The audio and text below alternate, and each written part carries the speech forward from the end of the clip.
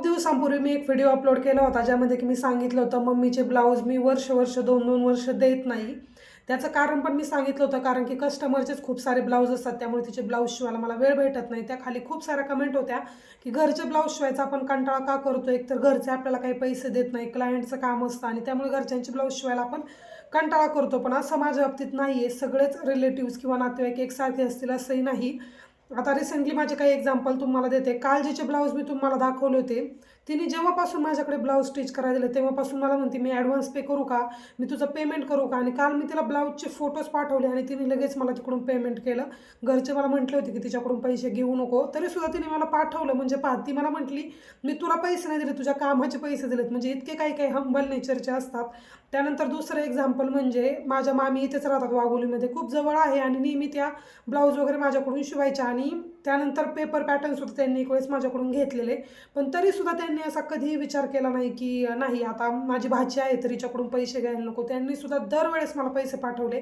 एकदाही त्यांनी असं बिन पैशाचं कोणते ब्लाऊज वगैरे माझ्याकडून स्टिच करून नेलं नाही. मी त्यांना खूप वेळा म्हटलं की नका देत जाऊ आणि घरच्यांनी पण मला सांगितलं होतं त्यांच्याकडून पैसे घेत नको जाऊ, पण त्यांनी काही ऐकलं नाही. दरवेळेस मामाने मला पैसे पाठवलेच.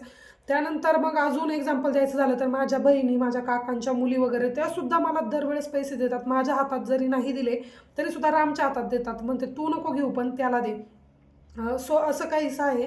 आणि नातेवाईकसुद्धा असे असतात की त्यांना आपल्याला समजून घ्यायला आवडतं, कारण की त्यांना माहीत असतं की आपण मुलं सांभाळून हे सर्व काम करतोय, त्यामुळे मग ते सुद्धा करतात. प्रत्येकाच्या बाबतीत असं होईल असं नाही. रिसेंटलीच माझ्या लहान बहिणीचे मी 2 ब्लाऊज शिवले. तिने सुद्धा लगेच नेक्स्ट डेला मला शिलाईचे पैसे पाठवून दिले.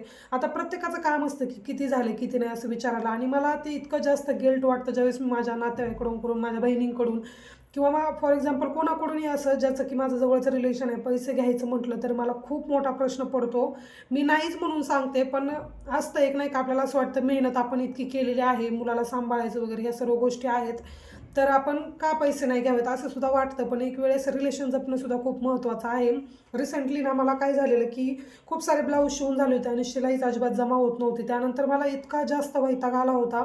मी स्टेटस कंटिन्यू म्हणजे 2-3 दिवस स्टेटस टाकत होते, तरीसुद्धा काही बायका अशा आहेत ज्या की स्टेटसला लाईक करतात पण शिलाई जमा करत नाही. म्हणजे शिवून मला वाटतं जवळजवळ 1-1, 2-2 महिने झाले असेल. त्यामुळे आता मी खूप जास्त स्ट्रिक्ट बनवले.